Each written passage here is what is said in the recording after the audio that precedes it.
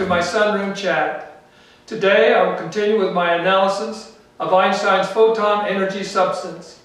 If the photon is composed of pure energy, what are its properties? And how do these properties compare to what is predicted if a photon is composed of matter? Let's continue. Dr. Arthur Compton received a Nobel Prize for physics for his experiments that showed photons have billiard ball-like collisions with electrons in graphite. As early as 1900, scientists had already demonstrated that photons collide with electrons in a metal plate and knock them free.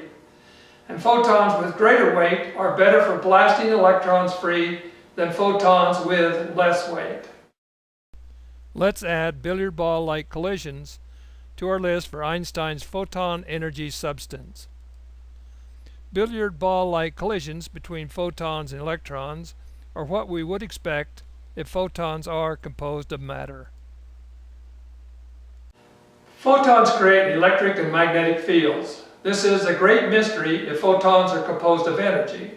The two other subatomic particles that create electric and magnetic fields are electrons and quarks, and they are both composed of matter. Let's add electricity and magnetism to the properties of photons. Let's add electric and magnetic fields to the properties of photons. Of course, this means Einstein's photon energy substance creates electric and magnetic fields. We can expect photons composed of matter to create these fields because this would put them in line with electrons and quarks.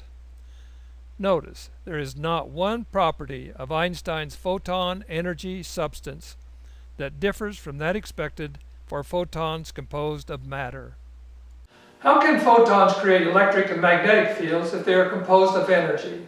The only other particles that create these force fields are electrons and quarks, and they are definitely composed of matter.